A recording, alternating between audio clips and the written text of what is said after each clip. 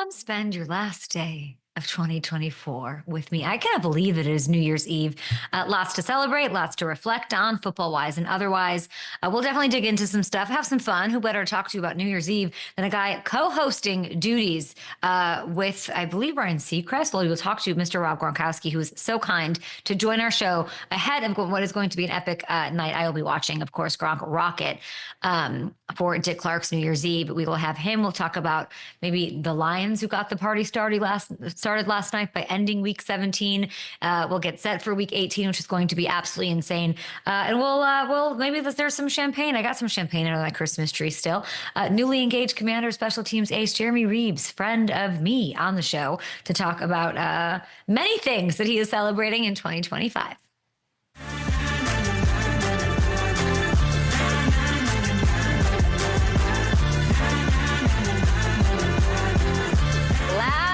Show of the year. Last call, Matthew Hamilton. You are here joining me, of course, as we launch into week 18 action. I will take this time. This is like my soapbox, my show. I can do what I want. Well, I just want to say it's 8:01 here on the West Coast, 11 your time. We're going to take a break. We're going to have some YouTube fun. We're going to whatever.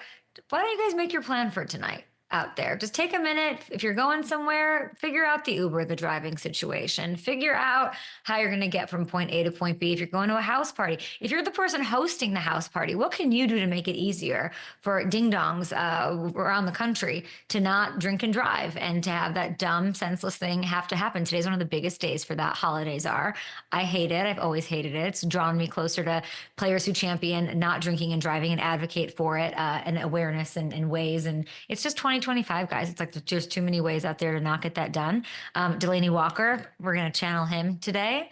I'm sure, as you remember, couldn't love him more for his advocacy of that, as he lost family members after a game to drunk driving. So today's not the day for it, guys. It's not going to happen. It's not going to get us. Find a way to get home. Now, we're going to ask Gronk if he has resolutions. I guess a resolution for me. We're going to ask him about resolutions for guys like Bill Belichick, of course, Patriots, and so on. Do you have any? I think you're resolving for Matthew Hamilton. Such a tough question, isn't it? Such a trash question. That is, especially on the spot here. I don't as of right now. You know what? Yeah, I'll think about it, and I'll get you one during the break, during one of these YouTube breaks. I do have. I'm back at home. I do have a list of things that I just wrote. You know, like I do my stream of consciousness, just things that have been bugging me. So we'll get to that. Not bugging me, just things that are in my head that I've noticed. We'll get to those throughout the show. Yeah, we're gonna have a great time. So last night was like. Did you enjoy last night? Because that was my favorite kind of a game. I did. I mean, it was fun. I know the stakes weren't super high, but it was fun. There was so much action, so much going on.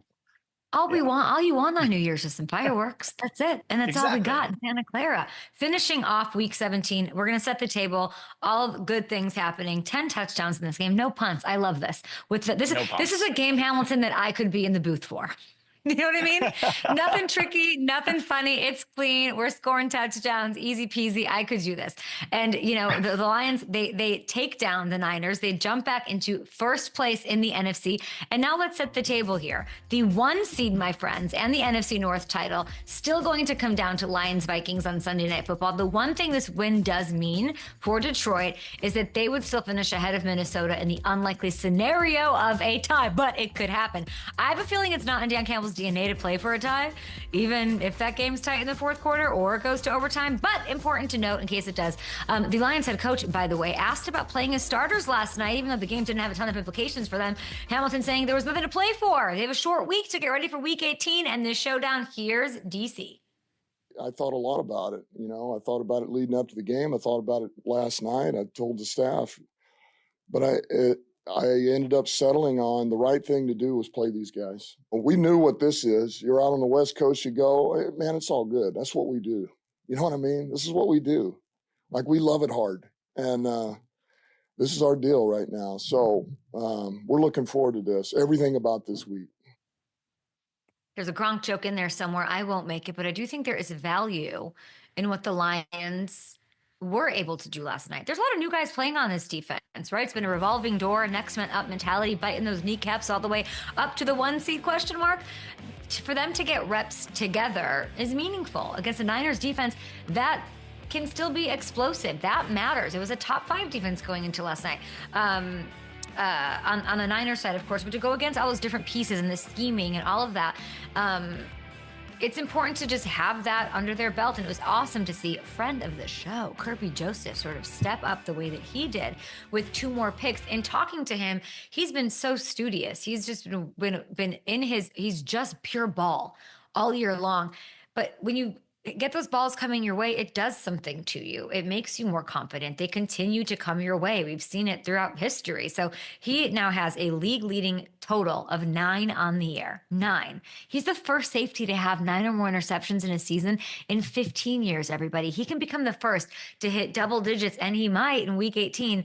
The last one to do it, by the way, for you nerds out there, former Chicago Bear Mark Carrier did it in 1990, Hamilton told me. And all he has to do to pass that and make some history is get notch one more on Sunday to close out the season. And the other meaningful part of it, from my vantage point, just seeing the offense continue to answer the right answer on the test, on the Scantron machine. Okay, they have the answer. Gosh, that just gave me PTSD thinking of bubbles on a Scantron machine. Yikes. They just answer the question about the defense with its struggles. Like they continue to knock it out the park and make that less of a question, to be honest. You got to shout out Jahmyr Gibbs, friend of the show. Another huge game, 163 total yards and a game-sealing score. If you think about it, we talked about the 1-2 punch, the Montgomery, there's been no drop-off. How's he doing it? How are they scheming it up? There's been no drop-off in efficiency from him with a bigger workload since David went down. If you take a look at this, Jahmyr's averaging more yards per touch than Barry Sanders did during his 2,000-yard season in 1997. There's only 6 other dudes all time that have gotten this type of volume and averaged over 6.4 yards per touch, including the guys with the gold jackets, okay? Including Marshall Faulk, Jim Brown, 3-time Super Bowl champ Roger Craig. He has 16 touchdowns to go with this. What a year for Jahmyr Gibbs. Matthew Hamilton, when we talk to him, and then you talk to Luke about what's harder to defend and all of that, I gotta say, I did get the sense, and it was fresh off the David Montgomery. I don't think he really wanted to talk about it, but I did not get the sense that I got the sense that, and I was right, that he was going to put it all on his shoulders and be just fine and watch what he can do. And it's been really impressive. It has been. And it's especially when you consider, everything's been all about Saquon this year, and he's had such a phenomenal year, but it's kind of flown under the radar almost what he's doing, especially with all the mouths that have to be fed on that Lions offense. He's going to come close to putting up 2,000 total yards and 20 touchdowns while sharing a workload. He is a premier back in this league. We should be talking about him right up there with Saquon and Derrick Henry. It's a really great point. I'm going to put you on the spot again and ask you where you're leaning. I won't ask you who you think wins. It's too early. Where are you leaning in this one?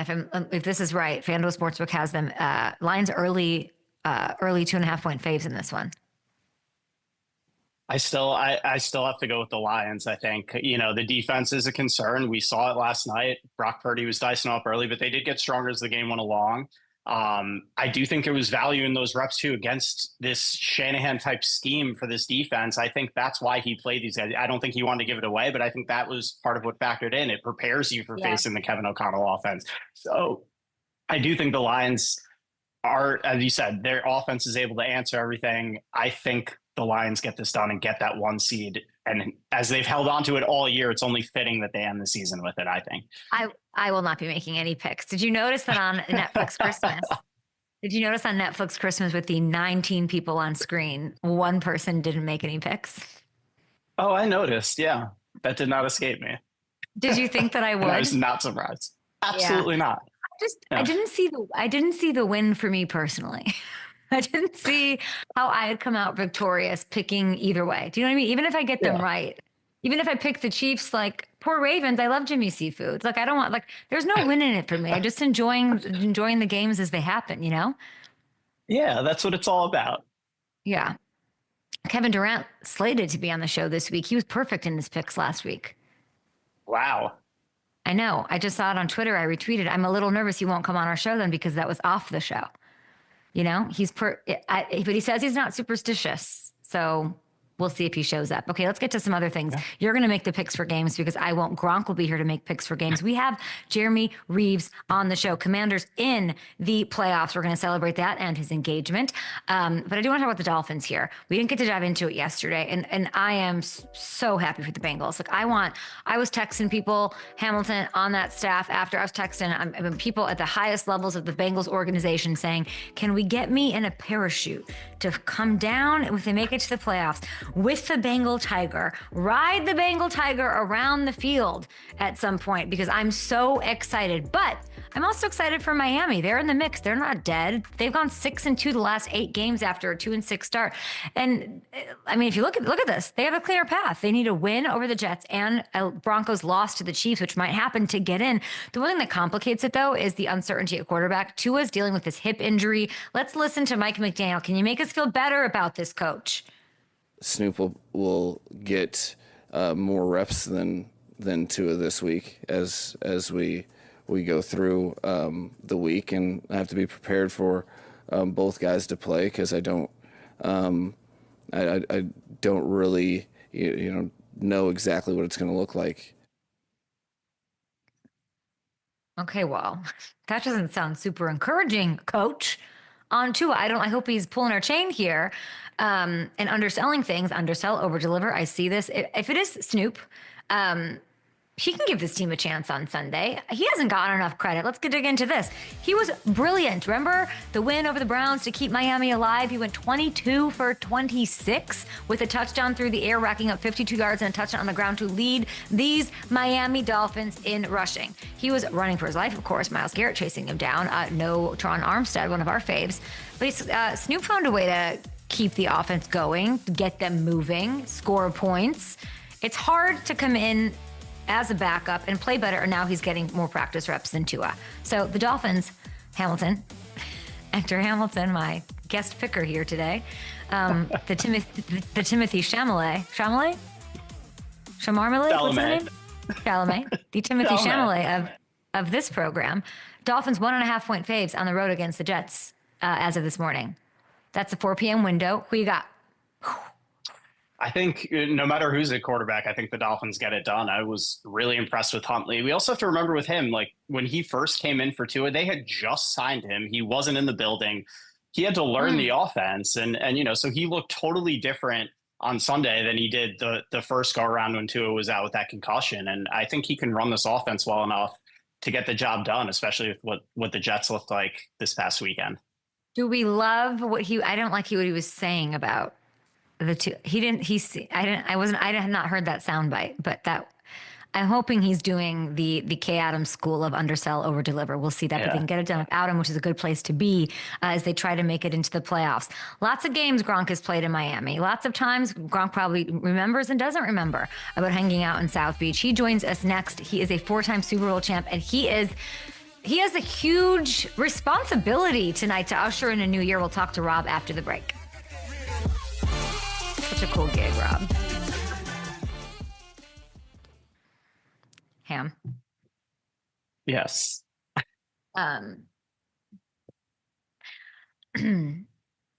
Thanks for picking those. I can't. Those are tough. Those are great games. Yeah. And it could all come down to Carson Wentz when all is said and done. Okay. Here's the things that are on my list. I was down please. I was out of the country. I only eat Pringles internationally is the first thing I have here. When's the last time you ate Pringles? Interesting. Do you buy Pringles? It was also on a trip. I'm trying to remember where we were going. But yeah, it was also a trip. So they need to lean into that more. I eat Pringles every time I'm out of the country. I get them at every international airport. They have the better flavors. They're always on display. Pringles get no respect in America. True. Yeah, they're great snacks internationally. That's not my thing. How do I get rid of my Christmas That's your tree? resolution, to eat more Pringles. No, these aren't resolutions. These are just my thoughts on the plane last night. How do I get rid of my Christmas tree? My Christmas tree's still up, obviously. Okay. Are most people's Christmas trees still up? Ours is, yeah. We kind of, okay. I think usually like through the week after New Year's. But you have a real tree? So you're going to... like we leave it up this whole week. Yeah. This whole week it'll be up, and then at some point, and then what do you do? I've never had a real Christmas tree of this. capacity. So usually, like you can bring it to the curb, and Absolutely at not. least around here they'll take it away. But yeah, And you have to I don't chop know it how up. You big. have to take it out. You have to take it out back and Dexter it, and then put it out there neatly. There's no way there's a Christmas tree sitting on the street. I got to figure that out. You don't need to out. Dexter it. No, you can bring it to the curb. Usually they have some type of pickup with your I think waste I have management. what it takes. I think I have what it takes to leave it up past Super Bowl. I think so too. Yeah. I That do. thing's I going to think be up I in have. brown in March. Yeah, I think I have the stuff that I've got what you need for that. I've got what it takes to keep this thing up for the long haul. I'm in a committed not be relationship surprised. with this thing. Have you been watering it? I like how it looks. I don't think I'll get sick of it. Yeah. It's beautiful. What is the overkill moment? I know that everyone's obsessed with like the how long can you say Happy New Year? Okay, I just want to show off my Christmas tree for a second. Yeah, Hold look at on, that there tree. it is. Plug Mine's that still shit up. in. And you were tree? talking about how you would keep yours up all the way to like what? February. Yeah. Yeah, I well, might. guess what? I've kept mine up till June before. No, you haven't. Yeah, one time. I was just That's never impressive. taking it down. Thank you. Yeah. And Because then there are those my people mom who came never into take. town and she took And it she down. took it away. Mhm. Give us that here. Let's do the blocking highlight. The old world tight end, 6'7"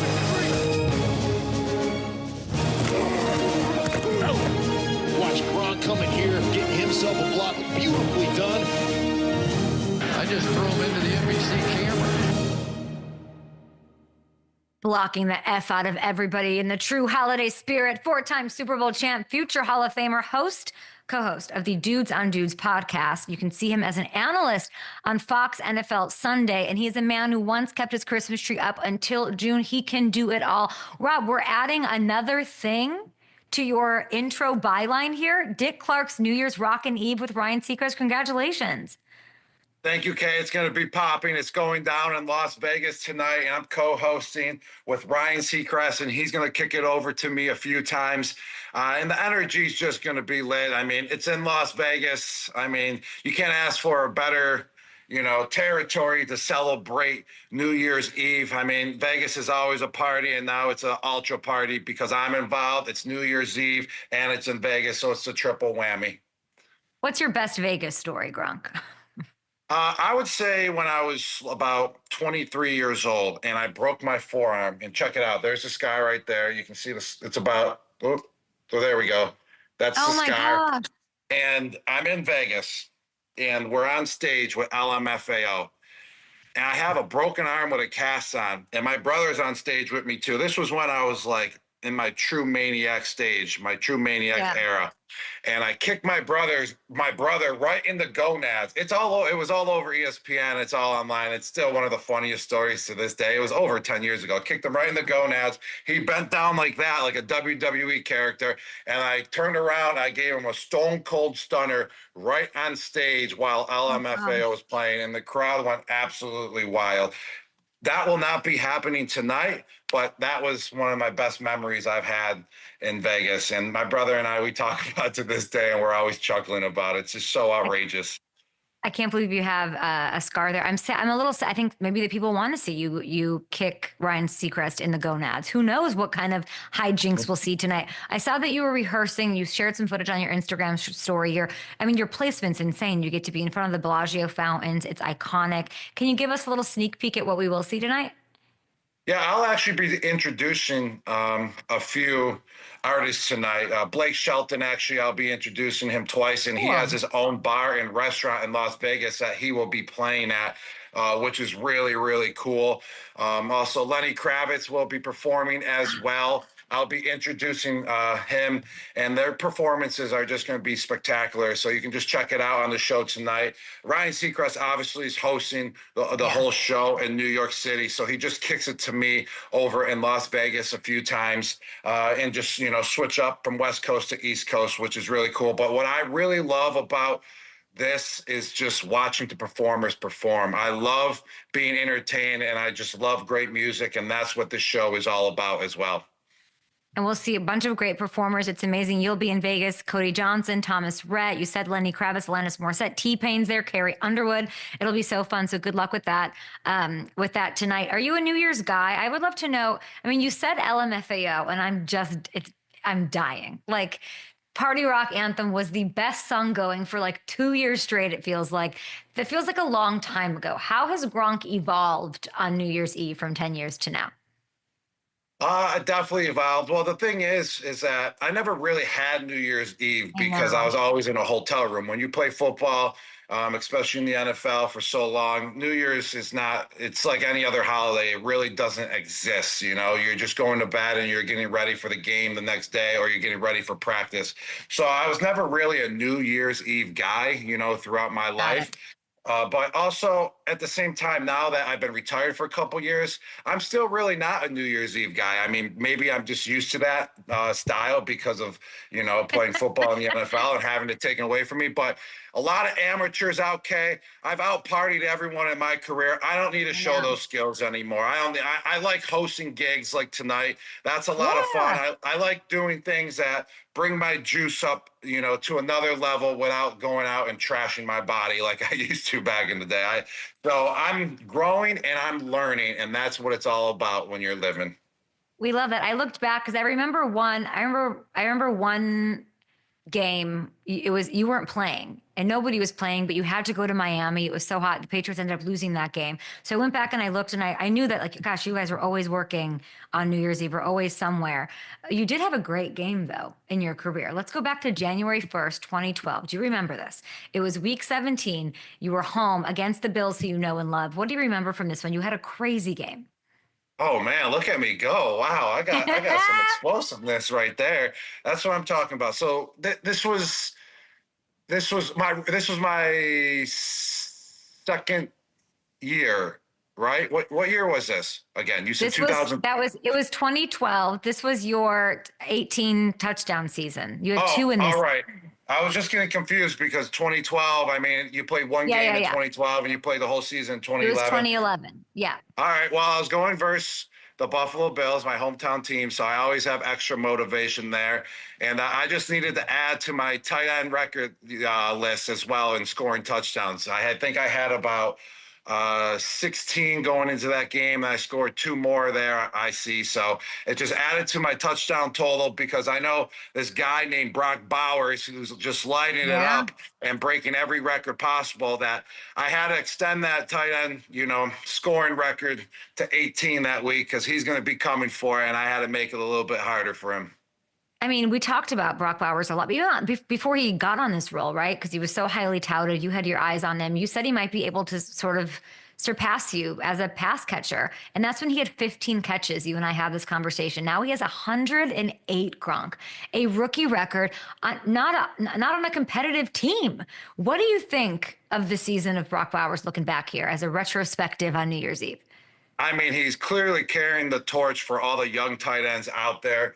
He's just so savvy. He's so smooth. He's so precise with all his routes, and he punishes guys after he catches the ball as well. And that's what I love about him. And also, he's a pretty solid blocker as well. He's a complete package. And he's the only thing that was, you know, that's been steady on the Las Vegas Raiders offense throughout the whole year. He's done this with about 3 different quarterbacks throwing him the ball, which is just incredible. He should be Offensive Player of the Year, Rookie Offensive Player of the Year. Don't give it to a quarterback. He deserves it. I mean, 100 and something catches as just a rookie. If he continues this pace, he's going to shatter every single, you know, tight end record out there, possibly some receiving records as well. The only one that he may not touch is my record, which is the most touchdowns scored by a tight end in a single season, which is 17 receptions and 1 rushing by me. I don't think, you know, he can possibly touch that in the future, but as of right now, I think that's the toughest one for him to break if he continues his pace that he had this year. You have those 18. 2 of them came on that New Year's Day game that I showed you. Isn't it insane to think he was 9 years old when you were playing in that game? 9. He was only 9. Oh my gosh.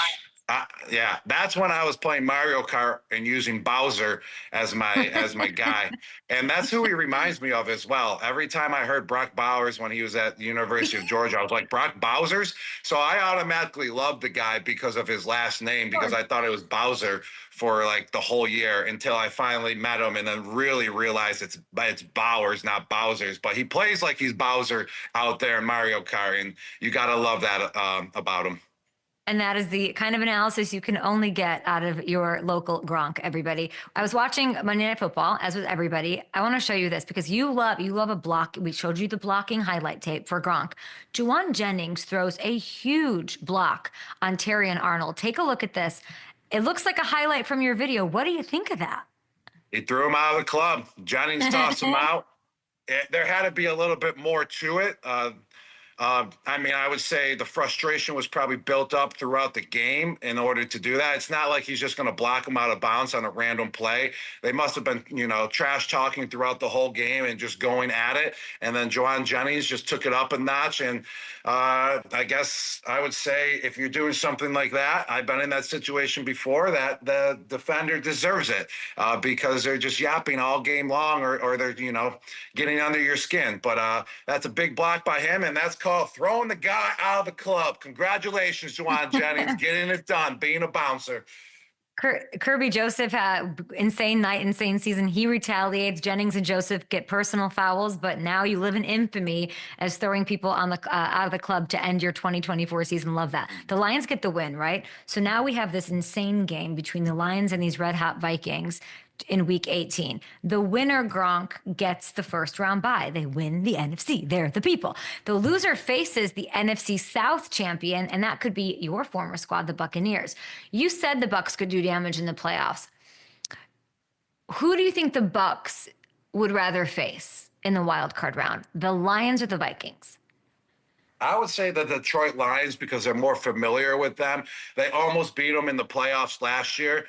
When they went into Detroit and lost that game. And this year, Detroit would come to Tampa if they lose next week versus the Vikings. And then also they beat Detroit in Detroit as well this year. So I would say that they're very familiar with that, the style that the Detroit Lions play, and they can match up to them. And then also with the Lions, being so hurt on the defensive side of the ball, I feel like that's where the Tampa Bay Bucs can take advantage of that situation, and then that's where they can do damage and put up points and win that game because of that reason right there. Shaq Barrett came on my show and said the only place he'd go back is the Bucs.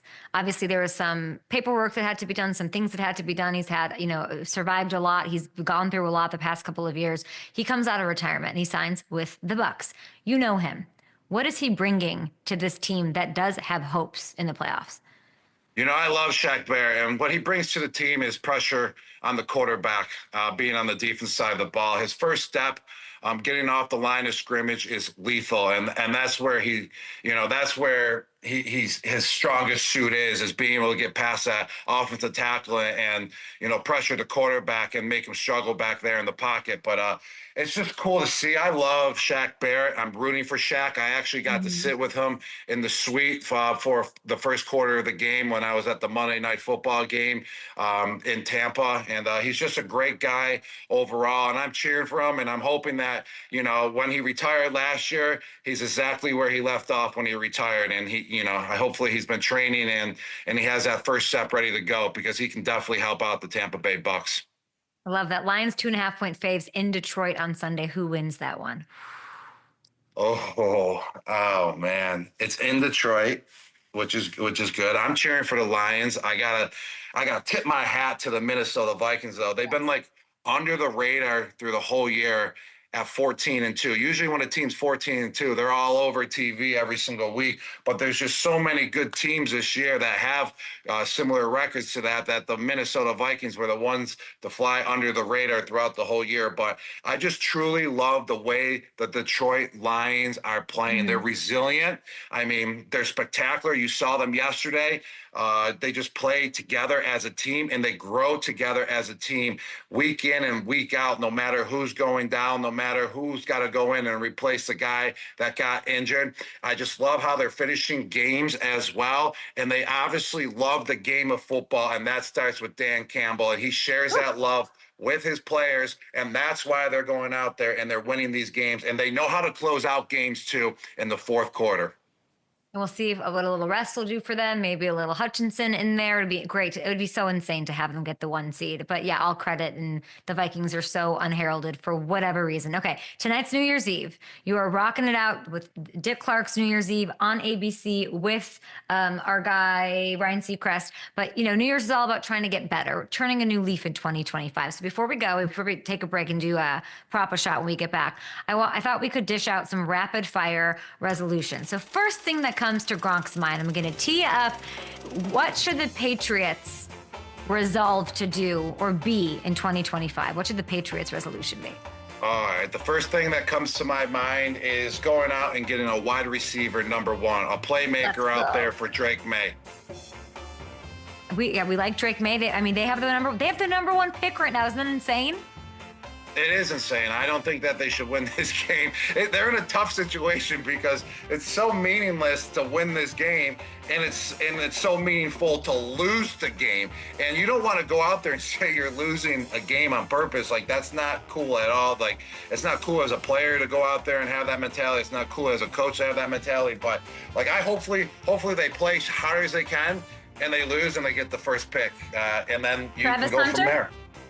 Travis you Hunter? can do Travis Hunter, who's a once-in-a-generation type player. He can play both sides of the ball. Or you trade back and you stack it up with a couple guys, maybe like Tate McMillan from the University of Arizona, and then also you get an offensive tackle as well. So you can get 2 guys for the price of 1 if you trade back.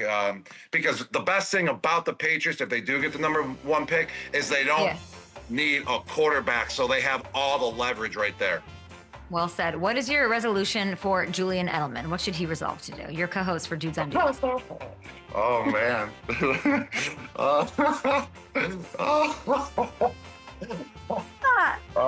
Julian's New Year's resolution. I would say that he needs to get back in the weight room. Wow. Definitely. He's taken off about 2 months in the weight room. And every time I'm going over to his house to, shoot dudes on dudes, he's always talking about, man, I'm looking small. And he's flexing at me, and he's super ripped still. But according to him, he's looking small. So, Jules, this year's New Year's resolution, get back in the weight room, buddy.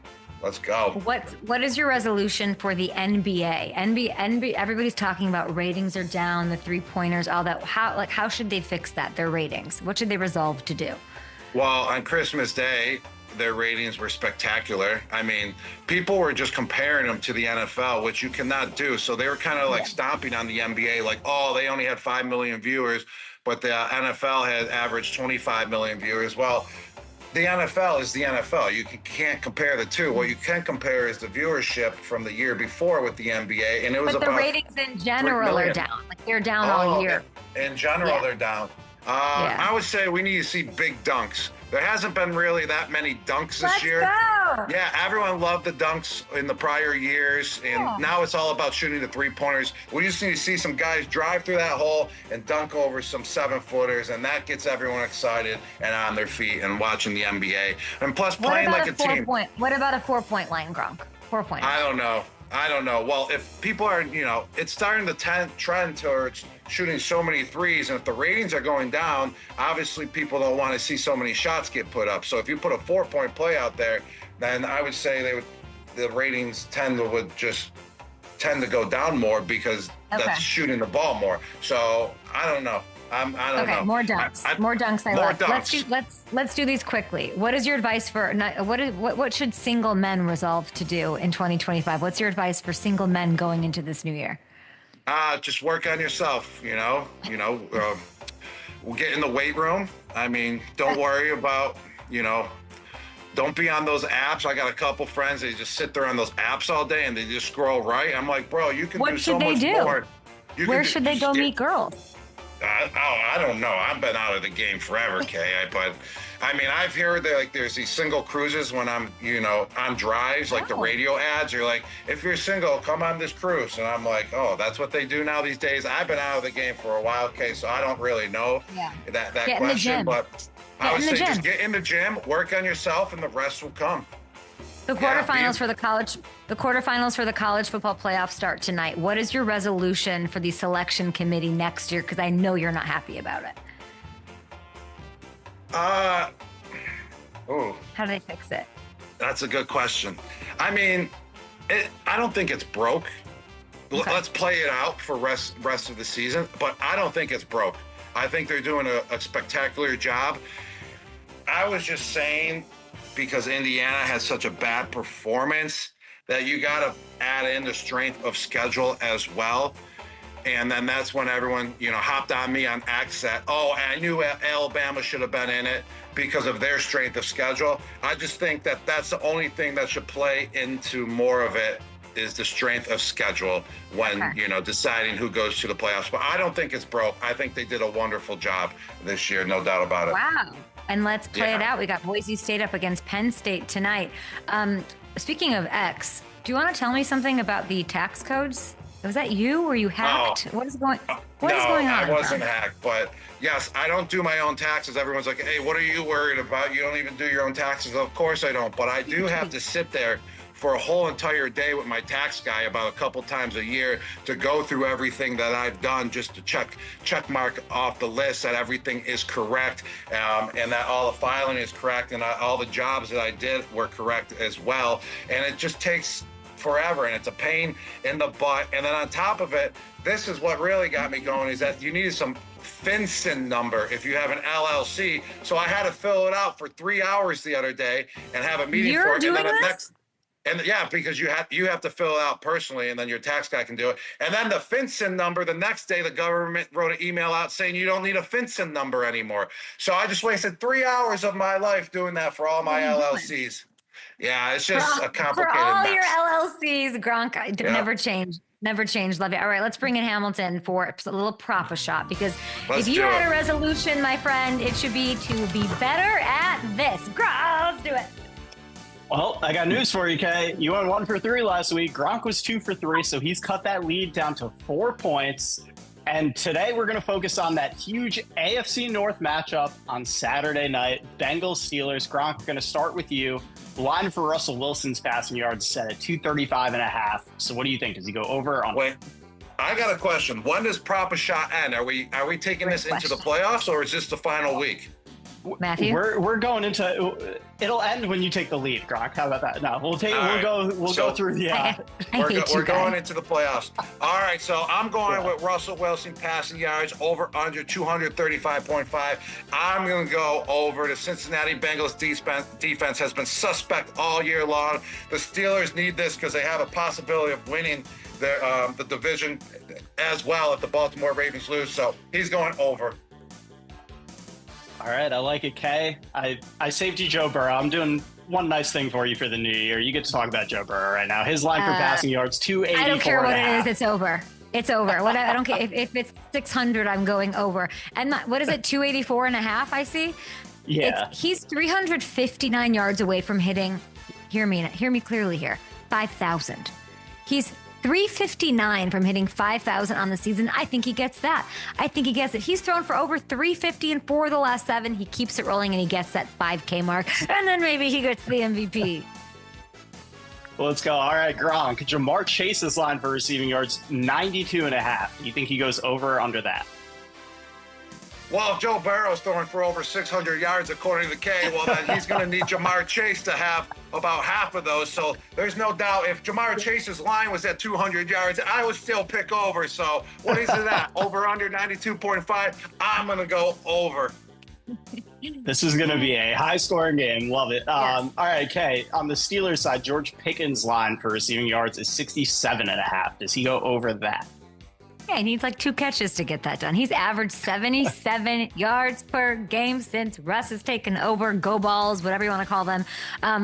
You know who's had some issues with the deep ball? The Bengals. George's going to make plays in this one. Over.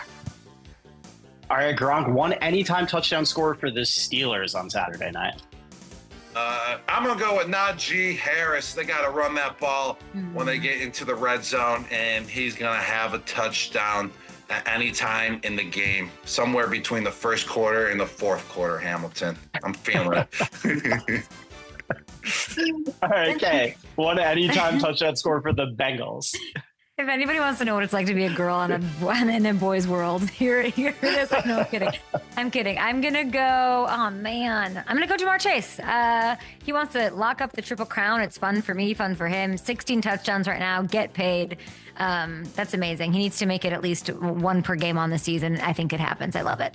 So let's take a look here. Joe Burrow over 284.5 yards for me. George Pickens over his receiving yards, and Jamar Chase scoring a touchdown. Gronk's got Russell Wilson over 235.5 passing yards. Jamar Chase over 92.5 receiving, and Najee getting in the end zone. And by the way, I don't know when, but I do have it on good authority, everybody, that there's a profit boost token in the works for action on Saturday. FanDuel working on some generosity, some good stuff for you guys to either, follow Gronk or myself or mix and match. And everybody go watch Dick Clark's New Year's Rockin' Eve with Ryan Seacrest with Gronk tonight at 8 Eastern on ABC.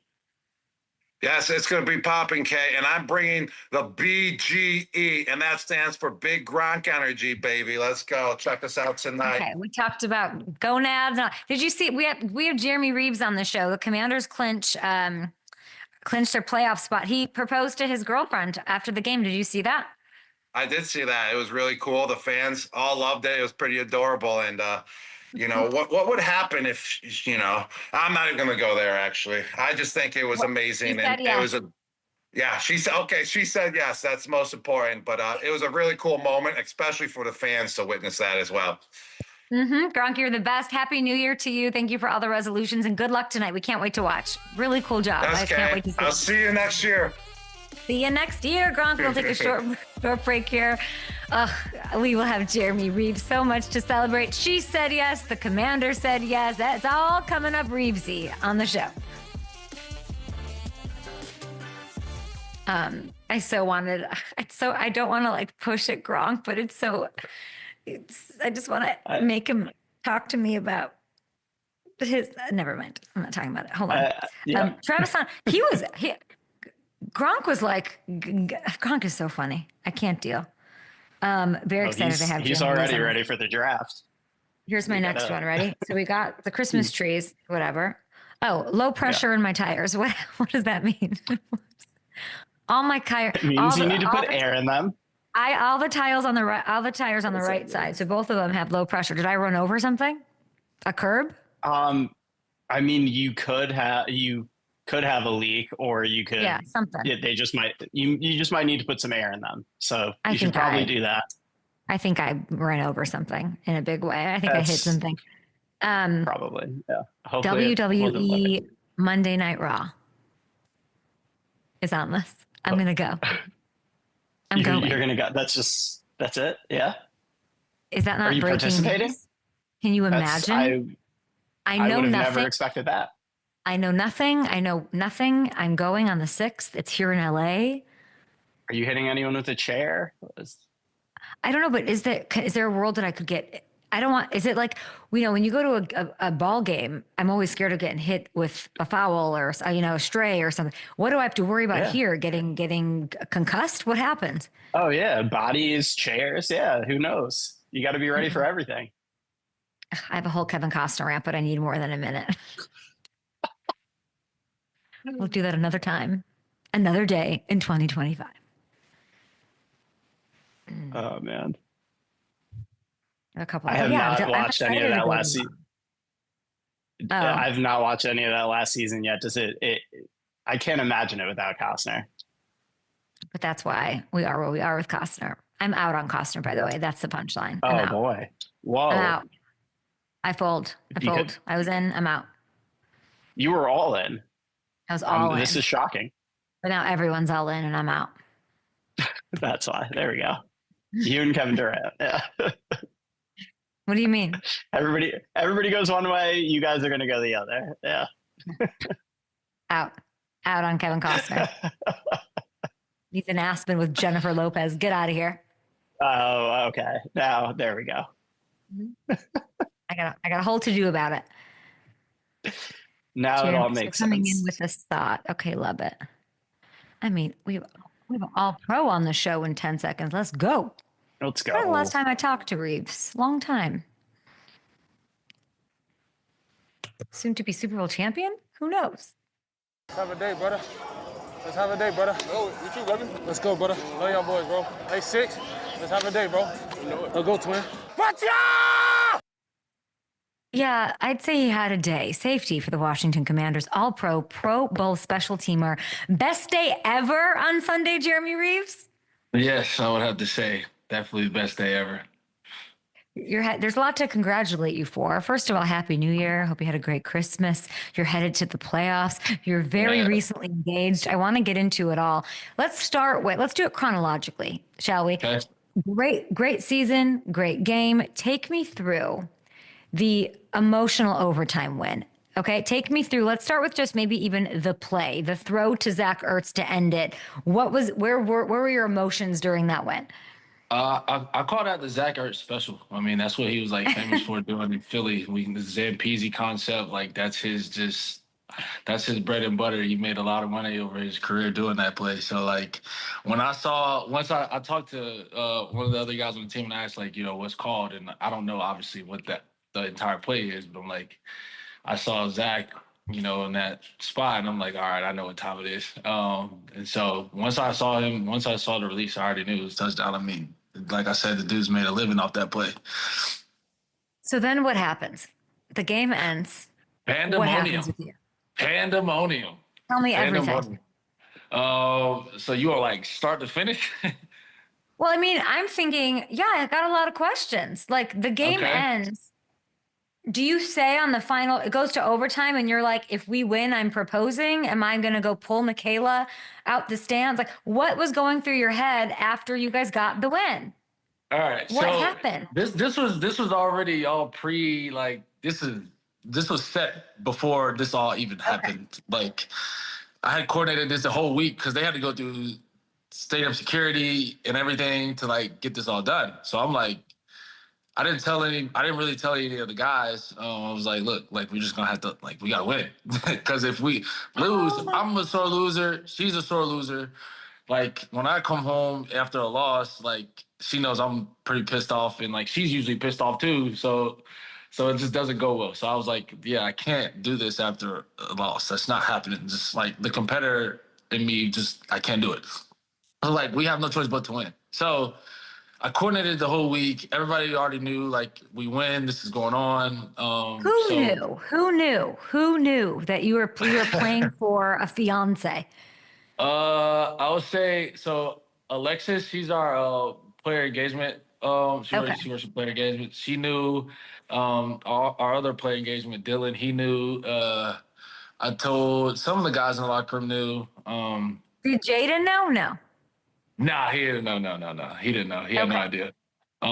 So like none of the guys really knew because we had a game to play, and so like I was more focused on the game, obviously at that beforehand. I call BS. In overtime, you're thinking, oh my gosh, am I one Zach Ertz special away from getting engaged, or am I like letting this ring burn a hole through my pocket for another day? That's what you were thinking about. Listen, Kay. So like what people don't realize is like I have like this has all been planned for a very long time. I had a ring for a year, but I got hurt last year. I tore my ACL. So like I kind of had to like put everything on the back burner and get back, right? So like this thing been burning a hole for a very long time. So I was a year? Yeah, it's been a long time. Long time. Yeah. So like my main focus was just trying to get back. So like after like the game, I was just like, where's my girl? Let's go make her my wife. She had no idea? She had no clue. Absolutely no idea. So I told her brother and her sister-in-law were here. So Friday we had like our fast Fridays, and I told them Friday, I was like, hey, listen, if we win this game, like I'm gonna propose to your sister. He was all hyped, she was all jacked up. And I'm like, listen, make sure you take care of her. I don't know the ins and outs of like what has. I didn't know any of this. I'm just like, look, sister-in-law's here, perfect. You can take care of her. Actually, her brother's in the video of Let's see. the proposal. Where's her brother? Let's see. He's at the end. He's going crazy at the end. Up He's there? yeah, he's so after I point, you'll see a very tall dude in the background just fist pumping. That's her older brother. So you got them. You just got who? Here's what I want to know. Where was the ring? Did the brother? Where's the ring? Don't tell me that ring's like on your person. Do not tell me that. No. So Who her had the brother's ring? right here, right there. He just hit the little fist pump there at the end. It was very quick. But Alexis had our ring. She's the player engagement girl. She Okay. had the ring. So we had it all coordinated to where You like, trust the player engagement person so much that she became the Jeremy Reaves engagement person. Nah, facts. Like she's a real MVP of all this because like she coordinated everything. Alexis, big shout out to you. And she was sick, so like she was not feeling well, and she still got it done for us. Like yeah, real MVP. She had the ring though. Okay, so then that happens, and congratulations to Thank you and I Michaela. appreciate it. She said yes. This video has been seen a bajillion times. What has been the most surprising thing about the reaction? Oh. Did you know that would happen? No, because it was. I mean, okay, here, mind you, I just told the team about it. Like the team, like media knew about it. I didn't know Sunday Night Football was going to be a part of it up until like I was at the wall and I turned around and there was like 100 cameras behind me and I was like, okay, well, I guess it's full send now. So full send. Full send. So the reaction was like, I think nobody really expected it, honestly. So like it's kind of been like a mixed reaction, like. But it's been awesome though, like just to see, you know, the people's support with us and me and, you know, everybody's kind of know my journey. So like now everybody's kind of getting to know her role in the journey and who she is and her part in life. And so like it's been really cool. It's been really cool. I mean, you've been with the team since 2018. I remember talking to you and it was really inspiring. I remember leaving the interview more than the interview, like, oh man, he's really been through a lot. Now Washington, you're engaged. Washington's headed to the playoffs for the first time since 2020. You've been with the team since 18. Name changes, ownership changes, head coaching changes. What has been the most positive change that you've seen with this team, or the one maybe that's affected the team the most? DQ. I mean, it's pretty self-explanatory. The dude's when we came in OTAs, you know, he brought us all in the first day and he was like, listen, I'm going to challenge you guys to get our brotherhood as tight as you can get it, as fast as you can get it. And because that's what's going to translate to us winning games down the stretch. And so we all believed it, man. Like we understood it. It was very little about the X's and O's, but really just so about how fast we could connect with each other. Because when you have that connection, like, you know, that guy next to you is really dependent on you, like for everything. So he just came. I mean, since he's been here, man, it's been a complete culture change, man. Like guys buy into him, guys believe in him. And like you said, I've been here for a long time, so I've kind of seen it all. Yeah. And man, I love playing for him. He's an awesome coach. Everybody says he's a player's coach. He is definitely a player's coach. You know, he's a winner at the end of the day. And, you know, my entire time here, all I've wanted to do was be a winner. So, like, it's nice to, you know, weather that storm and be on the other side of things. And you are right now, and you're headed to the playoffs. We're going to get a TV break on the TV side, but we're still live on YouTube. We want to get this content out there. You know, Pro Bowl voting. Listen, I hope you're voted to your second Pro Bowl this year because you ended 2024 right. You're going to have a great start to 2025. And I think you're a Pro Bowler because of plays like this. I'd love for you to talk me through the forced fumble. Let's roll it up, Derek, against Carolina. Talk me through this. So, you know, that play was actually kind of like unexpected. I have been dealing with double teams the entire year. Like, I mean, it kind of comes with the territory. So I was expecting to be double teamed pretty much this entire game.